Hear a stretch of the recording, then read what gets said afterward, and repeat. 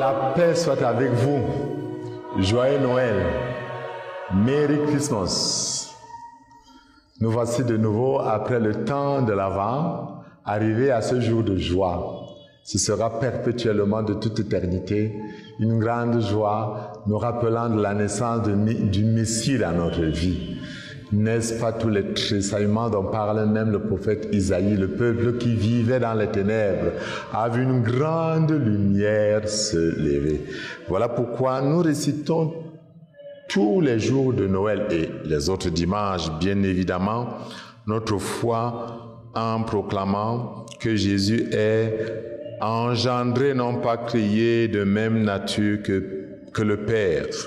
Pour nous les hommes et pour notre salut, il descendit du ciel. Pour nous les hommes et pour notre salut, il descendit du ciel. C'est un mystère immense. Et la première, l'évangile du texte du jour, qu'est-ce que ça nous dit? Au commencement était la parole de Dieu. Et au commencement était le Verbe, la parole de Dieu. Et le Verbe était auprès de Dieu et le Verbe était Dieu. Il était au commencement auprès de Dieu. En lui était la vie. Et la vie était la lumière des hommes. La lumière brille dans les ténèbres et les ténèbres ne l'ont pas arrêtée. En lui était la vie. Et la vie était la lumière des hommes.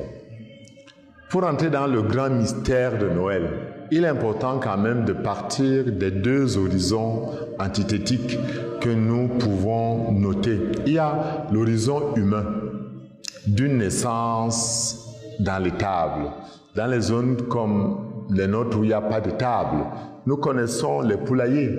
On dirait que Jésus est né dans un poulailler. Pour appeler Chacha dans le dénuement. Mais dans le même temps, nous avons une dimension céleste et cosmique. Les anges, les étoiles, les chants des courses célestes, qui donnent quand même une connotation spécifique à cet événement, à la fois humble, pauvre, simple, mais également divin, mystique. Ainsi est Noël dans chacune de nos vies. Nous voulons donc nous mettre en route avec tous ceux qui ont vécu cet événement. Bien évidemment, d'abord la Vierge Marie et Saint Joseph, mais aussi les bergers qui ont reçu l'annonce de l'ange, les mages et beaucoup d'autres personnes qui se sont mises en route pour aller découvrir le Messie, non pas pour une relation mièvre ou de tendresse, non, mais pour un certain nombre de choses. Nous connaissons ce chant. Heureux ceux qui cherchent Jésus. Mais qu'est-ce qui fait donc notre bonheur? Premièrement, notre bonheur naît du fait que nous voulons nous associer à la liturgie divine pour adorer Dieu. C'est le jour, effectivement, où il faut méditer sur ces paroles. Gloire à Dieu. D'abord en disant Dieu. Le terme doit porter toute sa pesanteur. Gloire à cet être qui est au-delà de tout. Et que notre gloria aujourd'hui ne soit pas un gloria creux. Nous avons aussi à nous émerveiller devant la bonté de Dieu qui a daigné en son Fils s'abaisser pour être un avec nous. Je me rappelle de la reine d'Angleterre qui saluait les joueurs camerounais après le mondial de 90 portant les gants. Elle ne pouvait pas daigner saluer des nègres avec sa main, alors que Lady Diana allait visiter un hôpital quelques jours après, embrassant des enfants malades, les serrant dans leurs joues. Même dans ce simple fait, nous voyons comment on peut descendre pour participer à ce qu'est un être, et Jésus l'a fait pour nous. Et nous allons découvrir Jésus pour lui offrir, comme les mages vont nous l'enseigner dans quelques jours, ce que nous avons de valeureux. Et pour dire la vérité, nous-mêmes. Je me rappelle bien de ces paroles, donner à César ce qui est à César et à Dieu ce qui est à Dieu. En allant à ce jour, n'est-ce pas, pour rencontrer Jésus, redisons-lui, Seigneur, je te donne ma vie, je me confie à toi, je m'abandonne à toi, je m'offre à toi. Nous voulons aussi, pendant ce temps de Noël, apprendre comme Marie à garder tous ces mystères dans notre cœur. Les grands mystères que Marie ne comprenait pas entièrement, elle les gardait dans son cœur. N'est-ce pas pour nous une interpellation à méditer la parole de Dieu, à la conserver dans notre cœur, à vivre de cette parole?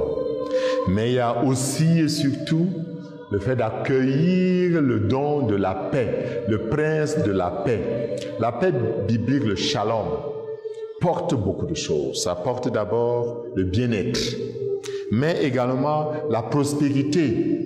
Le shalom apporte également le progrès, une certaine évolution, une dynamique vers quelque chose de meilleur. Ça apporte la joie, l'allégresse, ça apporte le salut, c'est-à-dire une nouvelle relation de Dieu qui libère l'homme. Si Jésus est vraiment notre Père, comme nous l'avons dit, Christus Pax Nostra, nous l'accueillons comme notre Père à ce temps de Noël, nous savons que nous entrons dans une dimension d'harmonie, une dimension harmonieuse. D'abord, harmonie avec nous-mêmes. Alors, est-ce que je suis en harmonie avec moi-même? Je vous ouvre un angle. L'angle de la conformité entre mes idéaux et mon agir, entre ma foi et mes actions. Quand je dis je crois en Dieu, est-ce que ma vie porte toutes les conséquences de cet acte? Il n'y a pas d'harmonie si je ne retrouve pas dans ma conscience Dieu qui y réside. Notre cœur est sans repos tant qu'il ne repose pas en Dieu. Nous ne sommes pas en harmonie avec nous-mêmes. Si nous ne sommes pas également en harmonie donc avec Dieu, c'est la deuxième dimension de l'harmonie. L'harmonie avec nous-mêmes, l'harmonie avec Dieu a une double conséquence. Dieu nous envoie pour créer l'harmonie avec les autres. Le temps de Noël peut-il nous permettre d'être des artisans de l'harmonie entre nous et les autres, dans notre famille? Nous sommes à la fin de l'année. Peut-on faire des pas de réconciliation, d'harmonie? Nos réunions de famille peuvent-elles être des lieux où nous sacrifions notre ego pour construire quelque chose de beau? Oui, mais Dieu nous envoie aussi l'harmonie avec Dieu, avec nous-mêmes. Il y a aussi une autre conséquence, l'harmonie avec la nature. L'harmonie avec la nature signifie un engagement à être co-créateur, à continuer pour parachever l'œuvre de création de Dieu, selon le plan de Dieu lui-même. Certes, c'est une approche de l'environnement que nous devons considérer, ce qui n'est pas toujours le cas dans notre société, mais l'emploi de l'eau, les règles d'hygiène, l'emploi des WC, les poubelles qui jonchent nos cités. Est-ce que nos cités peuvent devenir plus propres? Est-ce que nos maisons peuvent devenir plus propres? Noël, c'est aussi le temps de créer de la beauté, de faire quelque chose de beau pour que notre village, notre quartier, notre cité, qu'on soit responsable ou simple jeune, nous pouvons participer à la beauté de notre cité, de notre pays. Jésus est notre paix. Jésus, c'est le prince de la paix. Jésus est notre lumière. C'est lui la lumière qui illumine tout homme venant sur cette terre. En ce jour de Noël, puisse l'Esprit de Jésus, par la puissance qu'il déploie en nous, nous donner d'être illuminés par le Christ.